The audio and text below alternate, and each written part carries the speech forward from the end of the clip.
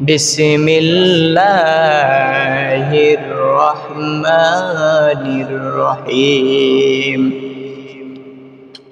ইয়া আইয়ুহাল্লাযীনা আমানু তুবু ইলাল্লাহি তাওবাতান নাসুহা আসা রাব্বুকুম আইয়ুকাফিরা আনকুম সাইয়্যাতিকুম ক্বালা তাওবাতান নাসুহা আসা রাব্বুকুম আইয়ুকাফিরা আনকুম সাইয়্যাতিকুম ওয়া ক্বালা রাসূলুল্লাহি সাল্লাল্লাহু আলাইহি ওয়াসাল্লাম আত-তাইবু মিনাজ যানবি কামান লা যানবা লা আও কামা ক্বালা আলাইহিস সালাতু ওয়াসসালাম।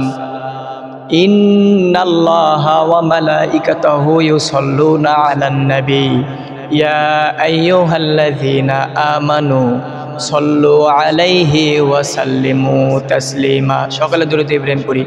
আল্লাহুম্মা সাল্লি আলা মুহাম্মাদিন ওয়া আলা আলি মুহাম্মাদ কামা সাল্লাইতা আলা ইব্রাহিম ওয়া আলা আলি ইব্রাহিম ইন্নাকা হামিদুম মাজিদ। আল্লাহুম্মা বারিক আলা মুহাম্মাদিন ওয়া আলা আলি মুহাম্মাদ কামা বারাকতা আলা ইব্রাহিম ওয়া আলা আলি ইব্রাহিম ইন্নাকা হামিদুম মাজিদ। আলহামদুলিল্লাহ, সমস্ত প্রশংসা সেই মহান রব্বুল আলামিনের জন্য, যিনি আমাদেরকে দয়া করে মায়া করে পবিত্র মাহে রমজানুল মুবারকের শেষ জুমায় আল্লাহর ঘর মসজিদে এসে দুনিয়ার সমস্ত আজে বাজে অনর্থক বেনাজাল ফিতনা থেকে দূরে রেখে কিছু কথা মসজিদে এসে বলবার এবং শুনবার মতো তৌফিক দান করলেন। সেই মহান রব্বুল আলামিনের প্রতি শুকরিয়া আদায় করে সবাই বলে আলহামদুলিল্লাহ। লাখো কোটি দরুদ এবং সালাম সেই মহামানবের প্রতি, যিনি আসমান জমিন পুরো পৃথিবীবাসীর জন্য রহমত স্বরূপ, সেই নবীর প্রতি সংক্ষিপ্ত দরুদ পাঠ করে সবাই বলি সাল্লাল্লাহু আলাইহি ওয়াসাল্লাম। সম্মানিত হাজিরিন, আজকে আমরা যে মুহূর্তে উপস্থিত হয়েছি এটা হচ্ছে আমাদের রমজানের শেষ জুমা। দেখতে দেখতে আমাদের মাঝে থেকে রমজান বিদায় নিয়ে চলে গেল, দেখতে দেখতে আমাদের মাঝে থেকে রমজান বিদায় নিয়ে চলে গেল এবং শেষ হয়ে গেল। মনে খুব আনন্দ লাগতেছে, ঈদ সামনে এসে যাচ্ছে, কিন্তু কবরবাসী আফসোস করতেছে আর কান্না করে চিৎকার করে বলতেছে আল্লাহ, তারা টেনশন প্রেশানের মধ্যে পড়ে গেছে, না জানি কখন থেকে আবার কবরের আযাব চালু হয়ে যায়, শুরু হয়ে যায়। আল্লাহর রসুল বলেছেন ওই সমস্ত তিন ব্যক্তিগণ ধ্বংস হোক। যখন জিবরাইল আমিন দোয়া করেছেন তখন আল্লাহর রসুল আমিন আমিন বলেছেন। প্রথমে বলেছিলেন ওই ব্যক্তি ধ্বংস হোক যেই ব্যক্তি আমার নাম শোনে এবং আমার উপর দরুদ পড়ে না, সেই ব্যক্তি ধ্বংস হোক, তার নাক ধূসরিত হোক, এইটাতে তখন আমিন বলেছিলেন। দ্বিতীয় বলেছিলেন ওই ব্যক্তি ধ্বংস হোক যেই ব্যক্তি মাহে রমজানুল মুবারক পেল এবং তার জীবনের গুনাহ খাতাগুলোকে মাফ করে নিতে পারল না, সেই ব্যক্তি ধ্বংস হোক। আল্লাহর রসুল তখন বলেছিলেন আমিন। আর তৃতীয় প্রকার, ওই সময় আল্লাহর রসুল আমিন বলেছিলেন যখন বলা হয়েছিল ওই সমস্ত মানুষ ধ্বংস হোক যারা তাদের পিতামাতাকে বৃদ্ধ অবস্থায় বার্ধক্যে পেল এবং তারা জান্নাত নিতে পারল না, তারা ধ্বংস হোক। তখন আল্লাহর রসুল বলেছিলেন আমিন। তো আমরা এই তিনটি কাজ থেকে সকলে বেঁচে থাকার চেষ্টা করব ইনশাআল্লাহ। তো আল্লাহ রাব্বুল আলামিন আমাদেরকে পবিত্র কোরআনুল কারীমের মধ্যে জানিয়ে দেন ইন্নামা ওয়ালিয়ুকুমুল্লাহু ওয়া রাসূলুহু ওয়াল্লাযীনা আমানু আল্লাযীনা ইউকিমুনাস সালাতা ওয়া ইউতুনাজ যাকাতা ওয়া হুম রাকিউন। আল্লাহ রাব্বুল আলামিন পবিত্র কোরআনুল কারীমের মধ্যে বলেন তোমরা পৃথিবীর মধ্যে অভিভাবক হিসেবে ওই সমস্ত মানুষকে তোমরা গ্রহণ করো। তোমরা তিন শ্রেণীর মানুষকে, তিন শ্রেণীর অন্তর্ভুক্ত ব্যক্তিকে তোমরা মানুষের বন্ধু হিসেবে, অভিভাবক হিসেবে গ্রহণ করো। তার মধ্যে আল্লাহ তাআলা বলে দিয়েছেন প্রথমে ইন্নামা ওয়ালিয়ুকুমুল্লাহ, তোমাদের বন্ধু হব আমি আল্লাহ, তোমাদের অভিভাবক হব আমি আল্লাহ। ওয়াল্লাহু ওয়া রাসূলুহু, আর আমার রসুল হবে তোমাদের অভিভাবক, আমার রসুল হবে তোমাদের বন্ধু, আমার রসুল হবে তোমাদের পথ প্রদর্শক। আর 3 নম্বরে ওয়াল্লাযীনা আমানু, আর যারা ঈমান এনেছে, যারা ঈমানদার, যারা ভালো ভালো কাজ করে তারা হবে তোমাদের বন্ধু। এখন ঈমানদার কারা? আল্লাহ রাব্বুল আলামিন কোরআনের মধ্যে জানিয়ে দেন, আল্লাযীনা ইউকিমুনাস সালাতা ওয়া ইউতুনাজ যাকাতা ওয়া হুম রাকিউন। বলেন আল্লাহু আকবার। আল্লাহ রাব্বুল আলামিন বলেন, আল্লাযীনা ইউকিমুনাস সালাহ, যারা নামাজ আদায় করে, যারা নামাজ কায়েম করে, ওয়া ইউতুনাজ যাকাত, আর যারা অর্থনৈতিক সম্পদ যাকাতকে ঠিকঠাক মতো আদায় করে, ওয়া হুম রাকিউন, আর যারা হচ্ছে ভদ্র বিনয়ী, এরা হবে তোমাদের অভিভাবক, এরা হবে তোমাদের বন্ধু। এই 3 শ্রেণীর ব্যক্তি ছাড়া তোমরা পৃথিবীর অন্য কাউকে পথ প্রদর্শক, আদর্শ হিসেবে মেনে নিতে পারো না। কারণ অন্য যেদিকেই তোমরা যাবা সেই দিকেই পথভ্রষ্টতা হওয়ার সম্ভাবনা রয়েছে। কারণ এই পৃথিবীর মধ্যে যদি কোনো রাষ্ট্রনায়ক, যদি কোনো কোরআন দ্বারা পরিচালনা করে, যদি কোনো মুসলিম রাষ্ট্রনায়ক এই সমাজকে পরিচালনা করে, তাহলে আল্লাহ তাআলা কোরআনের মধ্যে জানা দেন, ইম্মা ফিল আরদি, তারা যারা যদি কোনো ভালো মানুষ কোরআনের আইন দ্বারা সমাজ পরিচালনা করে, তাহলে তারা 2টি পদক্ষেপ নেবে।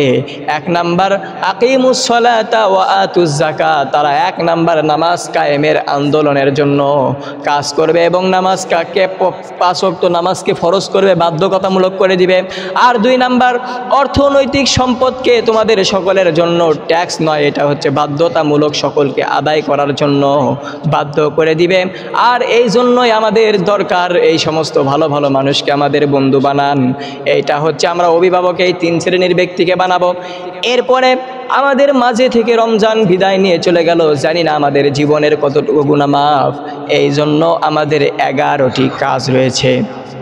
আমাদের এই রমজান থেকে শেষ হয়ে যাচ্ছে এবং আল্লাহর কাছে গুনাহ মাফ করে নেওয়ার জন্য 11টি উপায় রয়েছে। আমি আপনাদের কাছে নির্বাচিত গুনাহ মাফের 11টি উপায় বলে দিব অতি সংক্ষিপ্তে। তা হচ্ছে আপনারা যদি একটু মনোযোগ থাকেন, অ্যাক্টিভ থাকেন, তাহলে আপনারা এইটা বুঝতে পারবেন। কারণ এই 11টি কাজ যদি আমরা করতে পারি তাহলে আশা করা যায় আমরা এই সমস্ত গুনাহের কাজ থেকে বেঁচে যাব। 1 নাম্বার, আল্লাহ রাব্বুল আলামিন সূরা তাহরিমের 8 নম্বর আয়াতের মধ্যে বলে দেন, ইয়া আইয়ুহাল্লাযীনা আমানু তুবু ইলাল্লাহি তাওবাতান নাসুহা। হে ঈমানদারগণ, তোমরা যারা ঈমান এনেছো, তোমরা যারা আল্লাহর প্রতি বিশ্বাস রাখো, তুবু ইলাল্লাহি তাওবাতান নাসুহা, তোমরা আমি আল্লাহর প্রতি তওবা করো। 1 নাম্বার আল্লাহ তাআলা বলে দেন, তোমরা আমার প্রতি তওবা করো। আসা রব্বুকুম আইয়ুকাফিরা আনকুম সাইয়্যাতিকুম, আশা করা যায় এর দ্বারা আল্লাহ তোমাদের খারাপ কাজগুলোকে মিটিয়ে দিয়ে তোমাদেরকে ক্ষমা করে দিবে। বলেন সুবহানাল্লাহ। তওবার জন্য আমি 6টি দৃষ্টান্ত পেয়েছি। 2 নাম্বার দ্বিতীয় দৃষ্টান্ত হচ্ছে ইবনে মাজার 4250 নম্বর হাদিস।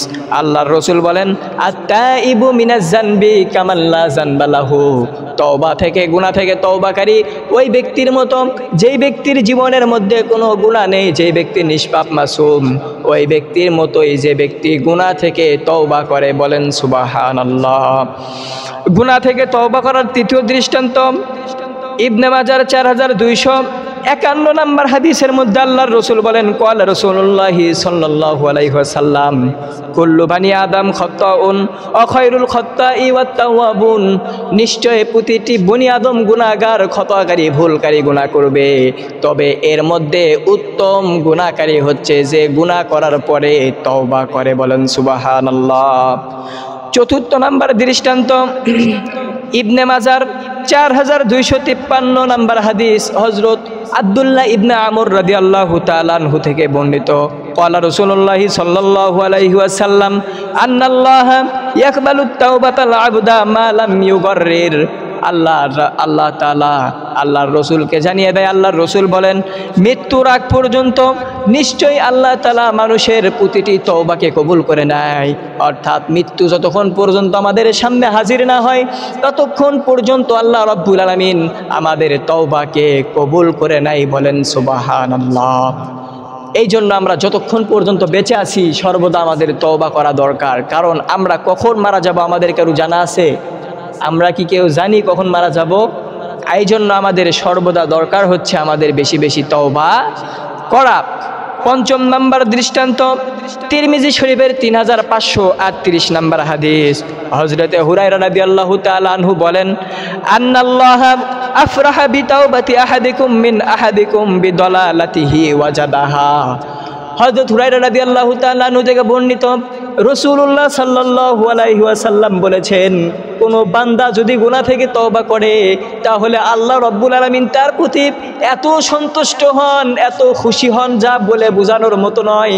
যদি আমি আর আপনি কোনো মরুভূমির মধ্যে চলে যাই, এমন মরুভূমির মধ্যে গিয়েছি, সামনের দিকে 20 দিনের পথ, পিছনের দিকে 20 দিনের পথ, প্রায় 1 মাসের সফরের জন্য বের হয়েছি। এখন 1 মাসের সফরের জন্য বের হওয়ার পরে উটের মধ্যে আমি আমার সমস্ত খাবার আদি সামান আদি নিয়ে বের হয়েছি। এমন সময় ওই মরুভূমির মাঝখানে গিয়ে যদি আমার উটটি হারিয়ে যায়, আমি যদি বিশ্রামের জন্য একটু রেস্ট নিই, তখন যদি হঠাৎ করে ঘুমের মধ্যে আমার উটটি হারিয়ে যায় এবং ঘুম থেকে ওঠার পরে যদি আমি দেখি আমার উটটি হারিয়ে গিয়েছে, তখন যেভাবে আমি দিশাহারা হয়ে যাই, আমার সামনের দিকে গেলেও আমি পৃথিবী থেকে বিদায় নিয়ে চলে যাব, পিছনের দিকে গেলেও আমি মারা যাব, এর মধ্যে কোনো সন্দেহ নাই। এই সময় আমি যেমন আল্লাহর কাছে তওবা করি এবং তওবা করে আবার যখন ঘুমিয়ে যাই, চিন্তা করলাম আর সামনে যেও কোনো লাভ নাই, পিছনে যেও কোনো লাভ নাই, এখানে আমি ঘুমিয়ে যাই। এই চিন্তা করে যখন ঘুমিয়ে যাই, ঘুম থেকে ওঠার পরে আমি আবার সঙ্গে সঙ্গে দেখতে পেলাম আমার সামনে উট এসে আবার আমার সামনে হাজির। ওই সময় আমাকে আপনাকে যত পরিমাণ আনন্দ লাগবে, যত পরিমাণ ভালো লাগবে আর খুশি লাগবে, তার চাইতে আল্লাহ রব্বুল আলামিন 1 কোটি গুণ বান্দা যখন তওবা করে তার উপর বেশি খুশি হয়। জোরে বলেন সুবহানাল্লাহ। এই জন্য আমাদের তওবা করা দরকার। তওবা করার এটা পঞ্চম দৃষ্টান্ত গেল। আর ষষ্ঠ দৃষ্টান্তটা হচ্ছে মুসলিম শরীফের 6882 নম্বর হাদিস। আল্লাহর নবী বলেন, তোমরা দিনে যারা গুনাহ করো, তোমাদের জন্য আল্লাহ রাব্বুল আলামিন রাতে তওবার হাত প্রসারিত করার জন্য আল্লাহ তাআলা বাড়িয়ে দেন, যে তোমরা কে আসো রাত্রিবেলা ক্ষমা চাইবে, আমি তোমাদেরকে ক্ষমা করে দিব। ঠিক তেমনিভাবে তোমরা রাতে যারা অন্ধকারে গোপনে নির্জনতায় গুনাহ করো, আমি আল্লাহ তাআলা সারা দিন তোমার জন্য অপেক্ষা করতে থাকি যে তুমি কখন আমার কাছে তওবা করবা, কখন আমার থেকে মাফ চাবা, আমি আল্লাহ তোমাদেরকে ক্ষমা করে দিব। বলেন সুবহানাল্লাহ। আমরা যখন একটি পাপ করি, আমরা যখন একটি গুনাহ করি, সঙ্গে সঙ্গে আমাদের পাপের ফেরেশতা গুনাহ লিখতে পারে না। আল্লাহর রসুল আল্লাহ তাআলা বলে দেন, বান্দা ফেরেশতারে তুমি একটু ধৈর্য ধরো, ওয়েট করো, অপেক্ষা করো, দেখো বান্দা তওবা করে কিনা। ঠিক তেমনিভাবে 5 ঘন্টা 6 ঘন্টা পর্যন্ত বান্দাকে অপেক্ষা করার জন্য ফেরেশতাকে রাখা হয়, যে দেখো বান্দা কোনো ভালো কাজ করে কিনা। তবে এর বিপরীতে যদি আপনি কোনো একটি ভালো কাজ করেন, আপনার ডান পাশের ফেরেশতা সঙ্গে সঙ্গে 2টা নেকি লিখতে 1টা সেকেন্ড দেরি করে না। বলেন সুবহানাল্লাহ। এই জন্য আমাদেরকে সময় দেওয়া হয় যে তোমরা তওবা করো, তোমরা তওবা করো। তোমরা যতক্ষণ পর্যন্ত তওবা করবা ততক্ষণ পর্যন্ত আল্লাহ তোমাদের জন্য অপেক্ষা করতে থাকে, 6 ঘন্টা সময় দিতে থাকে। এরপরে আসেন তওবা যে করব, তওবার জন্য 4টি শর্ত। তওবার জন্য 4টি শর্ত। 1 নম্বর শর্ত হচ্ছে আমি যত গুনাহ করেছি ওই সমস্ত গুনাহ থেকে আমার বিরত থাকতে হবে। আমি যত গুনাহ করেছি সমস্ত গুনাহ থেকে নিয়ত করতে হবে আমি আর কখনো সামনে ওই গুনাহ করব না। আর 2 নাম্বার, আমার জন্য গুনাহের প্রতি অনুতপ্ত হতে হবে। আমি যে ছি এইটা কি করে ফেললাম, আমি যদি গুনাহের প্রতি লজ্জিত হই, অনেক সময় আমরা অনেক কাজের পরে অনুতপ্ত হয়ে লজ্জিত হয়ে এই গুনাহটা যদি না করতাম, কোনো মানুষের প্রতি যদি জুলুম না করতাম, তাহলে মনে হয় ভালো হতো। আল্লাহর রসুল বলেন, এই অনুতপ্ত হওয়া, এই লজ্জিত হওয়া, এইটাও হচ্ছে একটি তওবার নামান্তর। আপনি অনুতপ্ত হবেন, আমাদের দ্বারা গুনাহ হয়ে যাবে, আমরা একবার গুনাহ করব, আবার তওবা করব, আবার গুনাহ করব, আবার তওবা করব। আল্লাহ তাআলা আমাদেরকে এইভাবে যতবার গুনাহ করব ততবার, যতবার তওবা করব আল্লাহ তাআলা আমাদের ততবার মাফ করবে। বলেন সুবহানাল্লাহ। 3 নাম্বার, আমি বান্দার যার প্রতি গুনাহ জুলুম করেছি ওই বান্দাকে আমি মাফ করে দিব, তাহলে আল্লাহ আমাকে মাফ করবে। কারো হক যদি নষ্ট করে থাকি সেই হক আদায় করব। এই হকগুলো যদি আমি আদায় করতে পারি তাহলে আল্লাহ রব্বুল আলামিন আমার হকগুলো মাফ করে দিবেন। ঠিক তেমনিভাবে এই 4টি শর্ত নিয়ে যদি তওবা করতে পারি, আল্লাহ তাআলা আমাদের জীবনের সমস্ত গুনাহ খাতাগুলোকে মাফ করে দিবেন। বলেন সুবহানাল্লাহ। এটা গেল গুনাহ মাফের কেবল একটি মাত্র বয়ান, তা হচ্ছে আমাদের বেশি বেশি তওবা করতে হবে। এরপরে আসেন দ্বিতীয় নাম্বার, ইস্তেগফার পড়তে হবে। ইস্তেগফার আর তওবা প্রায় এক, কিন্তু ইস্তেগফারের কোরআনের মধ্যে আল্লাহ তাআলা সূরা ইমরানের 135 নম্বর আয়াতের মধ্যে জানিয়ে দেয়, আস্তাগফিরুল্লাহাল্লাযী ওয়াল্লাযীনা ইযা ফাআলু ফাহিশাতান। আল্লাহ তাআলা সূরা ইমরানের 135 নম্বর আয়াতের মধ্যে জানিয়ে দেয়, তোমরা যারা গুনাহ করবা তারা তোমরা ইস্তেগফার পড়ো।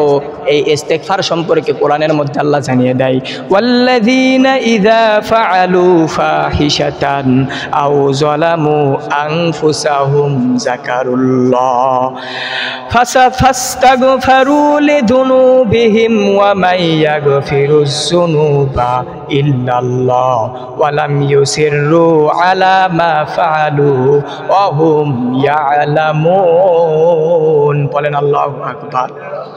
আল্লাহ রাব্বুল আলামিন বলেন, যারা ফাহেশা কাজ করেছে, খারাপ কাজ করেছে, অভিশপ্তনীয় কোনো কাজ করেছে, আও যালামু আনফুসাহুম, অথবা তারা নিজেদের নফসের উপর জুলুম করেছে, যাকারুল্লাহ, তারা সঙ্গে সঙ্গে আল্লাহকে স্মরণ করেছে, ফাস্তাগফারু লিযুনুবিহিম, এবং তারা আল্লাহর কাছে তাদের গুনার জন্য ইস্তেগফার করেছে, ওয়া মান ইয়াগফিরুয যুনুবা ইল্লাল্লাহ, আর সেই ব্যক্তি জানে আমার গুনাহকে একমাত্র আল্লাহ ছাড়া পৃথিবীর আর কেউ ক্ষমা করতে পারবে না, ওয়া লাম ইউসিররু আলা মা ফাআলু ওয়া হুম ইয়ালামুন, আর তিনি যা করেছে তার জন্য জানে যে এইটার ক্ষমা একমাত্র আল্লাহ তাআলা করতে পারেন।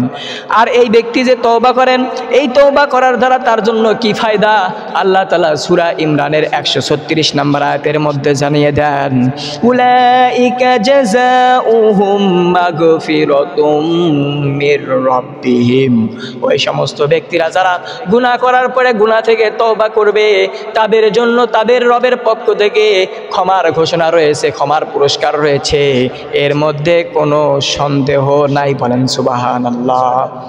দ্বিতীয় নাম্বার ইস্তেগফার করার আমরা দৃষ্টান্ত হাদিসের মধ্যে থেকে পেয়েছি, মুসলিম শরীফের 6879 নম্বর হাদিস। এটা হচ্ছে হাদিসে কুদসি, আল্লাহ তাআলা নিজে বলেন, আজনাবা আব্দি জামবি, কোনো বান্দা গুনাহ করার পর অমুক বান্দা গুনাহ করেছে এটাও জানছে, এবং তার একজন রব আছে যিনি গুনাহ ক্ষমা করেন এইটাও জানে। আমি আপনি যে গুনাহ করি আমরা কিন্তু জানি যে আমার রব আছে, আমাদেরকে মাফ করবেন। এই জানার পরে আমরা যে গুনাহ করি, এইটার পরে যদি আবার আমরা ইস্তেগফার করি, অবশ্যই অবশ্যই আল্লাহ তাআলা আমাদের গুনাহকে মাফ করে দিবেন। বলেন সুবহানাল্লাহ। তো এই জন্য আমাদের দ্বারা গুনাহ হবে, এবং আমরা এর জন্য যখনই একটি গুনাহ করব তার জন্য পরে আরেকটি ভালো কাজ করব, এবং সঙ্গে সঙ্গে তওবা করে নিব। ইস্তেগফার কি? আস্তাগফিরুল্লাহাল্লাযী লা ইলাহা ইল্লা হুয়াল হাইয়ুল কাইয়ুম ওয়া আতুবু ইলাইহি। আস্তাগফিরুল্লাহাল্লাযী লা ইলাহা ইল্লা হুয়াল হাইয়ুল কাইয়ুম, এটা হচ্ছে আমাদের ইস্তেগফার। বা এত বড় যদি পড়তে না পারি তাহলে আস্তাগফিরুল্লাহ ওয়া আতুবু ইলাইহি, সকলে বলেন আস্তাগফিরুল্লাহ ওয়া আতুবু ইলাইহি। এই দোয়াটা আমরা বেশি বেশি দিনের মধ্যে 100 বার 70 বার করে পড়ার চেষ্টা করব। হাদিসের মধ্যে পাওয়া যায় আল্লাহর রসুল তিনি নিজেও 70 বার 100 বার করে এই ইস্তেগফার পাঠ করেছেন। বেশি বেশি ইস্তেগফার করলে জেহেন শক্তি বৃদ্ধি পায়। আমাদের দ্বারা ইস্তেগফার করলে গুনাহ মাফ হয়, এবং গুনাহ মাফ হলে জেহেন শক্তি বৃদ্ধি হয়, আর গুনাহ বেশি হওয়ার কারণে জেহেন শক্তি কমে যায়, আর জেহেন শক্তি কমার কারণে গুনাহও বেশি হয়ে যায়। তো এই ইস্তেগফার করা ছাড়া আমাদের গুনাহ মাফের কোনো বিকল্প নেই। 3 নাম্বার গুনাহ মাফের উপায় হচ্ছে আল্লাহর কাছে দোয়া করব, আমরা ক্ষমার আশা নিয়ে দোয়া করব। শুধু দোয়া করলাম তাই নয়, আল্লাহর কাছে আমরা এই আশা নিয়ে দোয়া করব যে আল্লাহ তাআলা আমাদের দোয়াকে কবুল করতেছেন। বলেন সুবহানাল্লাহ। এইরকম আশা নিয়ে আল্লাহর কাছে দোয়া করতে হবে। এইরকম আশা নিয়ে যদি আমরা তওবা করতে পারি তাহলে আল্লাহ তাআলা আমাদের দোয়াকে কবুল করবেন। এর দৃষ্টান্ত তিরমিজি শরীফের 3540 নম্বর হাদিসের মধ্যে পাওয়া যায়। আল্লাহর রাসূল বলেন হাদিসে কুদসি, ইয়া ইবনা আদম ইন্নাকা মা রাজাউতানি ওয়া দাআউতানি গফারতু লাকা আলা মা কানা ফিকা ওয়ালা আবালি। হে ইবনা আদম, তুমি যদি আমার দিকে ফিরে আসো, গুনাহ থেকে ক্ষমার আশায় যতবার আমি আল্লাহকে ডাকো ততবার আমি আল্লাহ তোমাদেরকে ক্ষমা করে দিই, বলেন সুবহানাল্লাহ। আল্লাহ তাআলাকে বলেন, ফেরেশতারা বলে আল্লাহ এই ব্যক্তি এতবার গুনাহ করতেছে, বারবার গুনাহ করতেছে, তুমি কেন বারবার তাকে ক্ষমা করে দাও? আল্লাহ বলে তাতে তোমার সমস্যা কি, তাতে তোমার সমস্যা কি, তুমি চুপ করে থাকো। আমার বান্দা যতবার গুনাহ করবে, যতবার গুনাহ করবে, যতবার আমাকে ডাকবে আমি আল্লাহ ততবার আমার বান্দাকে ক্ষমা করে দিব, বলেন সুবহানাল্লাহ। এরপরে আমাদের 3 নাম্বার গেল গুনাহ থেকে বাঁচার উপায়। 1 নাম্বার হচ্ছে দোয়া করতে হবে, আর 4 নাম্বার গুনাহ থেকে বাঁচার উপায় হচ্ছে আমাদের রাসূলের আনুগত্য করতে হবে। সূরা ইমরানের মধ্যে আল্লাহ তাআলা জানিয়ে দেন, ইন কুনতুম তুহিব্বুনাল্লাহা ফাত্তাবিউনি ইউহিব্বুকুমুল্লাহ ওয়া ইয়াগফির লাকুম যুনুবাকুম ওয়াল্লাহু গফুরুর রহিম। বলেন আল্লাহু আকবার। আরো জোরে বলেন আল্লাহু আকবার। আল্লাহ রাব্বুল আলামিন বলেন, যদি তোমরা আমার রাসূলের অনুসরণ করতে পারো, যদি তোমরা আমি আল্লাহর ভালোবাসা পেতে চাও, যদি তোমরা আমি আল্লাহকে ভালোবাসো, তাহলে তোমরা আমার নবীর অনুসরণ করো, নবীর আনুগত্য করো, তাহলে আমি তোমাদেরকে 2টি পুরস্কার দিব। ইয়াগফির লাকুম যুনুবাকুম ইউহিব্বুকুমুল্লাহ ওয়া ইয়াগফির লাকুম যুনুবাকুম, তাহলে আমি আল্লাহ তোমাদেরকে ভালোবাসবো, আর আমি আল্লাহ তোমাদের জীবনের সমস্ত গুনাহ খাতাগুলোকে মাফ করে দিব, বলেন সুবহানাল্লাহ। এরপরে 5 নম্বরে আমরা গুনাহ থেকে বাঁচার জন্য যে কাজটি করতে পারবো তা হচ্ছে বেশি বেশি আজান দেয়া। এই আজান দিলে আল্লাহ তাআলা আমাদের গুনাহকে মাফ করবেন, কারণ যারা মুয়াজ্জিন হয় তারা ফিরি ফিরি শুধু গুনাহ মাফ করেই নিতেই থাকে। কারণ হাদিসের মধ্যে পাওয়া যায়, আবু দাউদ শরীফের 515 নম্বর হাদিস, আন আবি হুরায়রা রাদিয়াল্লাহু তাআলা আনহু আনিন নবী সাল্লাল্লাহু আলাইহি ওয়াসাল্লাম قال المؤذن يغفر له মাদা সাউতাহু, যতদূর পর্যন্ত মুয়াজ্জিনের সাউন্ড চলে যায়, যতদূর পর্যন্ত মুয়াজ্জিনের আওয়াজ যায়, ততদূর পর্যন্ত তার বিশালতা অনুযায়ী, তার পাওয়ার অনুযায়ী তাকে ক্ষমা করে দেওয়া হয়, বলেন সুবহানাল্লাহ। অর্থাৎ আপনি যত জোরে আজান দিতে পারবেন তত আপনার নেকিও বেশি হবে, আর যত দূরে আপনার সাউন্ডটা পৌঁছাবে তত দূর পর্যন্ত, তত বিশালতা পর্যন্ত আপনি নেকি পেতে থাকবেন, বলেন সুবহানাল্লাহ।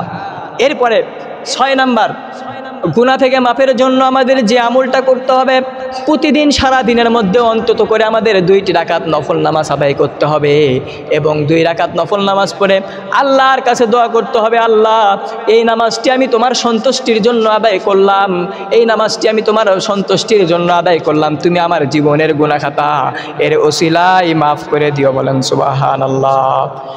এইটা হচ্ছে প্রতিদিন 2 রাকাত নামাজ পড়া। এটা আবু দাউদ শরীফের 12 নম্বর হাদিসের মধ্যে পাওয়া যায়, আল্লাহর রাসূল বলেন, মা মিন আবদিন ইউজলামু যানবান ফায়ুহসিনু লিতুহুরিন ফায়ুহসিনু ফায়াকুম।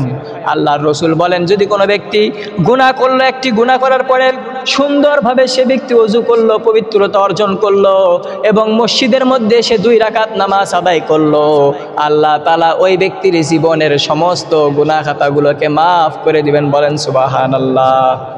এই যে আমলের কথাগুলো বলতেছে, এটা আমাদের সারা বছরের জন্য করণীয়, এটা শুধু এই রমজান মাসের জন্য করণীয় নয়। আমরা 5 ওয়াক্ত নামাজ তো পড়বই, প্লাস এর সাথে অন্তত দিনে 2 রাকাত তাহিয়াতুল ওযু হোক, তাহিয়াতুল মসজিদে দুখুলুল মসজিদ হোক, 2 রাকাত নামাজ পড়ার চেষ্টা করব ইনশাআল্লাহ। 7 নাম্বার, প্রতিদিন 5 ওয়াক্ত নামাজ আমরা জামাতের সহিত আদায় করব। এই 5 ওয়াক্ত নামাজ যদি আমরা প্রতিদিন জামাতের সহিত আদায় করতে পারি, আল্লাহ রাব্বুল আলামিন আমাদের জীবনের সমস্ত গুনাহ খাতাগুলোকে মাফ করে দিবে, বলেন সুবহানাল্লাহ। একজন ব্যক্তি, বুখারী শরীফের হাদিস থেকে জানিয়ে দিচ্ছি, একজন ব্যক্তি বড় অপরাধ করেছে, আল্লাহর রাসূলের কাছে এসে বলে, ইয়া রাসূলুল্লাহ, আমি একটি গুনাহ করেছি, আমার বড় অপরাধ করেছি, আমাকে নিজেকে বড় অপরাধী মনে হয়, আমি কি করব একটু বলেন। আল্লাহর রাসূল তখন তাকে কোরআনের আয়াত ছুলে দিলেন, আকিমিস সালাতা তারাফাইন নাহার ওয়া যুলাফাম মিনাল লাইল ইন্নাল হাসানাতি ইউযহিবনাস সাইয়্যাত, বলেন আল্লাহু আকবার। আল্লাহ রাব্বুল আলামিন আল্লাহর রাসূলকে জানিয়ে দিলেন, এবং আল্লাহর রাসূল ওই সাহাবীকে, ওই ব্যক্তিকে জানিয়ে দিলেন, তুমি দিনের বেলায় নামাজ আদায় করো, ওয়া যুলাফাম মিনাল লাইল, এবং রাত্রির কিছু অংশে তুমি নামাজ আদায় করো, ইন্নাল হাসানাত, আর নিশ্চয় এই ভালো কাজগুলো, ইউযহিবনাস সাইয়্যাত, খারাপ কাজগুলোকে মিটিয়ে দিবে, বলেন সুবহানাল্লাহ। এখানে ইন্নাল হাসানাত, এই হাসানাত দ্বারা এই আয়াতের মধ্যে উদ্দেশ্য করা হয়েছে, তাফসিরে জালালাইনের মধ্যে পাওয়া যায়। এইটার দ্বারা উদ্দেশ্য হচ্ছে নামাজ। যদি নামাজ কোনো ব্যক্তি বান্দা ঠিকঠাক মতো আদায় করতে পারে, তাহলে তার জীবনের সমস্ত গুনাহ খাতাগুলোকে মাফ করে দিবেন, বলেন সুবহানাল্লাহ। আরেকজন ব্যক্তি আল্লাহর রসুলের কাছে এসেছেন এবং বলছেন, ইয়া রাসূলুল্লাহ, আমি বড় গুনাহ করেছি, একটি মহিলার সাথে আমার বড় অসুলভমূলক আচরণ হয়েছে। ব্যভিচার নয়, তিনি ব্যভিচার করেননি, কিন্তু অসুলভমূলক খারাপ আচরণ করেছে। এই জন্য রসুলের কাছে এসে বলতেছে, ইয়া রাসূলুল্লাহ, আপনি কোরআন দ্বারা আমাকে শাস্তি দিন, আমি যে অপরাধ করেছি এই অপরাধের আমাকে শাস্তি দিন। এরপরে আল্লাহর রসুল চুপ করে থাকলেন। নামাজের সময় হয়ে গেল এবং নামাজও তিনি সঙ্গে সঙ্গে পড়ে নিলেন। নামাজের সময় হয়ে গিয়েছে, নামাজ আদায় করলেন। নামাজ আদায় করার পরে আল্লাহর রসুলকে আবার বলল, ইয়া রাসূলুল্লাহ, আপনি আমাকে শাস্তি দিন, কোরআন অনুযায়ী আমি যে গুনাহ করেছি তা আপনি আমাকে মাফ করে দিন। এই জন্য তখন আল্লাহর রসুল বলল, তুমি কি তওবা, তুমি কি আমাদের সঙ্গে জামাতের সহিত নামাজ আদায় করেছ? তখন তিনি বললেন, হ্যাঁ ইয়া রাসূলুল্লাহ, আমি জামাতের সহিত নামাজ আদায় করেছি। তখন আল্লাহর রসুল বললেন, ঠিক আছে, যাও, তোমার জীবনের সমস্ত গুনাহ খাতা মাফ করে দেওয়া হলো, বলেন সুবহানাল্লাহ। এখান থেকে এই হাদিস দ্বারা প্রমাণিত হয় যে যদি আমরা নামাজ জামাতের সহিত আদায় করতে পারি, আল্লাহ তাআলা আমাদের জীবনের গুনাহ খাতা মাফ করে দিবেন, এর মধ্যে কোনো সন্দেহ নাই। তারপরে আল্লাহ রাব্বুল আলামিন আরেক জায়গার মধ্যে বলেন, তোমরা ক্ষমা যদি করো। এরপরে 6 নাম্বার আমরা যেটা বললাম তা হচ্ছে প্রতিদিন অন্তত 5 ওয়াক্ত নামাজ আদায় করব, 7 নাম্বার আমল এটা আমাদের। এরপরে আসেন 8 নাম্বার যে আমল আমাদের সাথে আছে তা হচ্ছে প্রতিদিন জামাতের সহিত আমাদের নামাজ আদায় করতে হবে। কিসের সহিত? জামাতের সহিত। জামাতের সাথে নামাজ আদায় করা, এতেও গুনাহ মাফ হয়। মুসলিম শরীফের 6899 নাম্বার হাদিস, এক ব্যক্তি নবীকে বলেন, আসাদ্দা হাদ্দা, আমি বড় ভয়ঙ্কর গুনাহ একটি করেছি, আপনি আমাকে শাস্তি দিন কোরআন থেকে, যে শাস্তি হয় আপনি আমাকে তা তাড়াতাড়ি দিয়ে দিন। আল্লাহর রসুল বললেন, তুমি কি ঠিকঠাক মতো 5 ওয়াক্ত নামাজ জামাতের সহিত আদায় করো, এতেই তোমার গুনার জন্য কাফারা হয়ে যাবে, বলেন সুবহানাল্লাহ। এরপরে আসেন 7 নাম্বার বললাম যে আমরা প্রতিদিন প্রত্যেক দিন অন্তত করে 2 রাকাত করে নামাজ আদায় করব। আর 8 নাম্বার জামাতের সাথে আমরা 8 নাম্বার গুনাহ থেকে বাঁচার উপায়, জামাতের সাথে নামাজ আদায় করব। আর 9 নাম্বার গুনাহ থেকে বাঁচার জন্য, গুনাহ যদি আমাদের দ্বারা হয়ে যায়, সঙ্গে সঙ্গে একটি ভালো আমল করব, তাহলে এর দ্বারা আমাদেরকে আল্লাহ তাআলা মাফ করবে। কারণ আমি 10টা কথা বলতেছি, 10টা কথা বলার মধ্যে আমার একটি কথা মিথ্যা হয়ে যায় কি যায় না? ভুল হয়ে যায় কি যায় না? ভুল হয়ে যায়, মিথ্যা হয়ে যায়। এই জন্য সঙ্গে সঙ্গে আমরা একটি ভালো আমল করব। যদি ভালো আমল সঙ্গে সঙ্গে করতে পারি, তাহলে আমাদের এর দ্বারা আল্লাহ তাআলা গুনাহ মাফ করবেন। তিরমিজি শরীফের 1987 নাম্বার হাদিস, আন আবু যর রাদিয়াল্লাহু তাআলা আনহু قال قال رسول الله صلى الله عليه وسلم يا أبا ذر اتق الله حيث كنت। আবু যর রাদিয়াল্লাহু তাআলা আনহু বলেন, আমাকে আল্লাহর রাসূল বলেছেন, ইত্তাকিল্লাহ হাইসু কুনতা, তুমি আল্লাহকে ভয় করো, তুমি যেখানেই থাকো না কেন, তুমি যেখানেই থাকো, পানির নিচে থাকো, আসমানের উপর থাকো, মাটির উপরে থাকো, জমিনের উপর থাকো, যেখানেই তুমি ঘরের মধ্যে থাকো, যেখানেই থাকো, তুমি একমাত্র আল্লাহকে সর্বদা ভয় করবে, বলেন সুবহানাল্লাহ। আল্লাহর রাসূল সাহাবাকে জিজ্ঞেস করতেছে, তুমি ভয় করবা? এরপরে আল্লাহর রসুল তাকে বলতেছেন, আদবিইস সাইয়্যাতিল হাসানা তামহুহা ইলাইহি, কারণ আল্লাহর রসুল তাকে বলে দিলেন, নিশ্চয়ই তুমি যে একটি খারাপ কাজ করলা, তোমার দ্বারা যে ভুলটি হয়ে গেল, তুমি যদি সঙ্গে সঙ্গে একটি ভালো কাজ করো, তাহলে ওই খারাপ কাজকে ভালো কাজটি মিটিয়ে দিবে, বলেন সুবহানাল্লাহ। 10 নাম্বার যে আমাদের জন্য আমল করতে হবে তা হচ্ছে আমাদের জিকিরের মজলিসে বসতে হবে। কারণ যেখানে কোরআনের আলোচনা করা হয় এইটা জিকিরের মজলিস, আর যেখানে জিকির করা হয় সেইটা জিকিরের মজলিস। যেখানে কোরআন তেলাওয়াত করা হয় সেইটা জিকিরের মজলিস, যেখানে ধর্মীয় আলোচনা করা হয় ওইটা জিকিরের মজলিস। আল্লাহর রসুলের হাদিস থেকে পাওয়া যায়, আল্লাহর রসুল বলেন সারা পৃথিবীর মধ্যে অলিতে গলিতে সমস্ত এলাকায় মহল্লায় প্রতিটা রাস্তা দিয়ে ফেরেশতারা বিচরণ করে। আর প্রতিটা ফেরেশতারা বিচরণ করার সময় তারা শুধু অন্বেষণ করে জিকিরের মজলিস কোথায় হয়। এখানে এখন আল্লাহর রসুলের আল্লাহর কোরআনের আলোচনা করা হচ্ছে, এই দিক দিয়ে যতগুলো ফেরেশতা গিয়েছে সমস্ত ফেরেশতারা এখানে আমাদের চারিদিকে বেষ্টন করে নিয়েছে। আর যে সমস্ত ফেরেশতারা এই জায়গাটি পায় না, এই সমস্ত ফেরেশতারা গিয়ে গিয়ে তাদেরকে ডেকে ডেকে নিয়ে আসে। আর তাদেরকে ডেকে নিয়ে আসার পরে তাদেরকে একের ওপর কাঁধের ওপর রেখে দেয়। এই কাঁধের ওপর রাখতে রাখতে এই জমিন থেকে নিয়ে আসমান পর্যন্ত ফেরেশতারা আমাদেরকে বেষ্টন করে রাখে আর আমাদের জন্য ক্ষমার দোয়া করতে থাকে। বলেন সুবহানাল্লাহ। এই জন্য আমাদের জিকিরের মজলিসে বসতে হবে। জিকিরের মজলিস যেখানে কোরআনের কথা হয়, যেখানে হাদিসের কথা হয়, কোরআনের একটি শব্দের অর্থও যদি আমরা বুঝতে পারি, একটি অর্থ বোঝার জন্য যদি বসে থাকি, এর দ্বারা আল্লাহর রসুলের হাদিসের মধ্যে পাওয়া যায় 500 রাকাত নফল নামাজ কবুল 500 রাকাত নফল নামাজ আদায় করলে যা সওয়াব হয়, একজন বান্দা কোরআনকে বোঝার জন্য যদি সময়কে ব্যয় করে আল্লাহ তাআলা তার আমলনামার মধ্যে ততগুলো সওয়াব দিয়ে দেয়। বলেন সুবহানাল্লাহ। এটা কি সুবহানাল্লাহ সব মানুষের সাউন্ড হলো? জোরে বলেন সুবহানাল্লাহ। আপনারা যে এখানে বসে আছেন, আপনারা যে কথাগুলো শুনতেছেন, এর দ্বারা আপনারাও সওয়াবের ভাগিদার হবেন, এর মধ্যে কোনো সন্দেহ। কারণ যেখানে তালিম করা হয় এইটা হচ্ছে জিকিরের মজলিস। বুখারী শরীফের 6408 নম্বর হাদিস। ক্বালা রাসূলুল্লাহি সাল্লাল্লাহু আলাইহি ওয়াসাল্লাম ইন্না লিল্লাহি মালাইকাতা ইয়াতাওয়াফাউনা ইয়ালতামিসুনা আহলাজ যিকরি। আল্লাহর একদল মনোনীত ফেরেশতারা তারা আশেপাশে অলিতে গলিতে সমস্ত জায়গার মধ্যে ঘোরাঘুরি করতে থাকে এবং যেখানে জিকিরের মজলিস হয় সেখানে তারা গিয়ে বসে যায়, সেখানে তারা গিয়ে বসে থাকে। তারা আল্লাহর কাছে সেই সমস্ত বান্দার জন্য দোয়া করতে থাকে। আর আল্লাহ তাআলা ওই সমস্ত ফেরেশতাদেরকে জিজ্ঞাসা করে, তোমরা কি দেখতে পেলে আমার বান্দারা কি করে? তখন তারা ফেরেশতারা জবাব দেয়, ইয়া আল্লাহ, ইয়া মাবুদ, হে মাবুদ, আপনার বান্দারা আপনার প্রতি ইউসাব্বিহুনাকা ইয়াহমাদুনাকা ইস্তাগফিরুনাকা, আপনার বান্দারা আপনার জন্য ইস্তেগফার করে, আপনার কাছে তওবা করে, আপনার প্রশংসা করে, আপনার তাকবীর দেয়। এই কথা, এই সমস্ত আমল আপনার বান্দারা করতেছে। আল্লাহ রাব্বুল আলামিন ফেরেশতাদেরকে বলেন, আমার বান্দারা কি আমি আল্লাহকে দেখেছে? ফেরেশতারা বলে, না, আল্লাহ আপনাকে দেখে নাই। আল্লাহ তাআলা বলে, আমার রসুলকে কি আমার বান্দারা দেখেছে? বলে, না, আমার আপনার বান্দারা আপনার রাসূলকে দেখে নাই, তারপরেও ঈমান এনেছে। আল্লাহ তাআলা ওই সময় বলে, আশহাদু আন্নাকা, তোমরা সাক্ষী থাকো, আমি ফাকাদ গুফিরা লাহু, তাদের জীবনের সমস্ত গুনাহ খাতাগুলোকে মাফ করে দিলাম। বলেন সুবহানাল্লাহ। এইভাবে আল্লাহ তাআলা নিজে এইভাবে বান্দার দিকে চেয়ে থাকে, বান্দার দিকে চাতক পাখির মতো চেয়ে থাকে।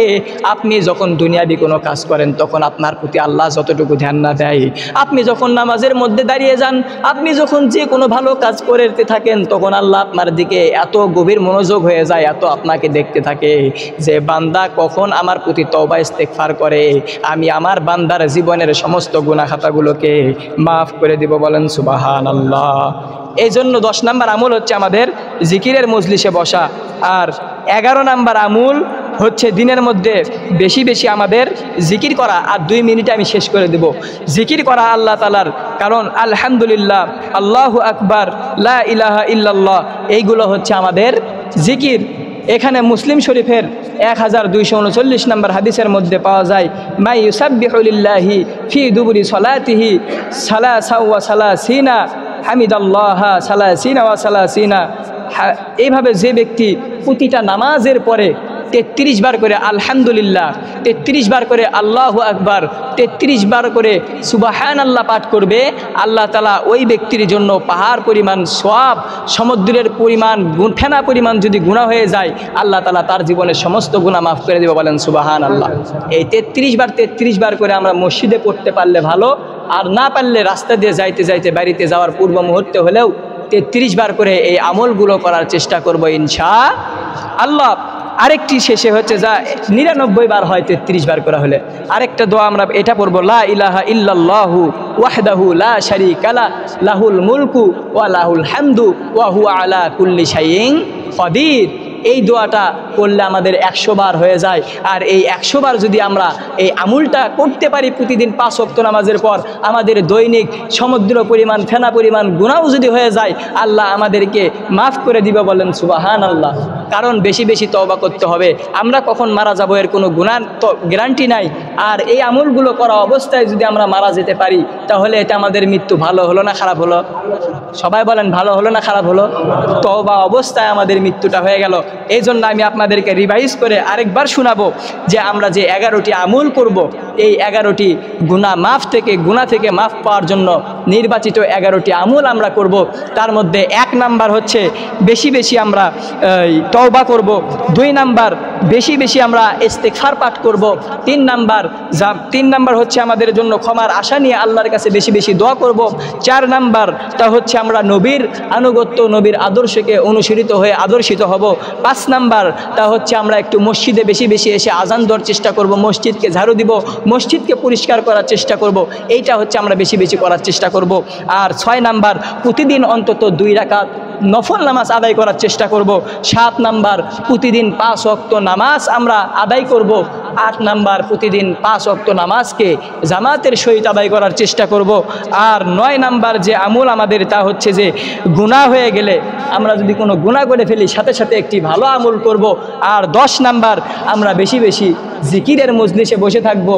আর 11 নাম্বার আমরা বেশি বেশি আল্লাহর তাসবিহ জিকিরগুলোকে পাঠ করার চেষ্টা করব ইনশাআল্লাহ। যতটুকু ইনশাআল্লাহ আলোচনা করলাম, আমাদের মাঝে থেকে রমজান বিদায় নিয়ে চলে গেল। আমাদের রমজান কিছু শিক্ষা দেয়, তা হচ্ছে তোমরা তাকওয়া অর্জন করো। আল্লাহর রসুলের বুখারী শরীফের শেষ হাদিস, যেটা বুখারী শরীফের সমস্ত ছাত্রদেরকে পড়ানো হয়, তা হচ্ছে কালিমাতানে খবিফাতানে সাকিলাতানে আলাল্লাহি, যেটা হচ্ছে জবানে খুব হালকা কিন্তু আল্লাহর কাছে বড়। তা হচ্ছে সুবহানাল্লাহি ওয়ালহামদুলিল্লাহ, তারপর সুবহানাল্লাহি ওয়ালহামদুলিল্লাহ ওয়ালহামদুলিল্লাহিল আযীম। এই দোয়াটি আমরা বেশি বেশি পাঠ করার চেষ্টা করব ইনশাআল্লাহ। আমি যতটুকু আলোচনা করলাম, আমি সহ আল্লাহ তাআলা আমাদের সকলকে আমল করে দুনিয়া এবং আখিরাতে কামিয়াবি হাসিল করার তৌফিক দান করেন। সকলে বলি আল্লাহুম্মা আমিন।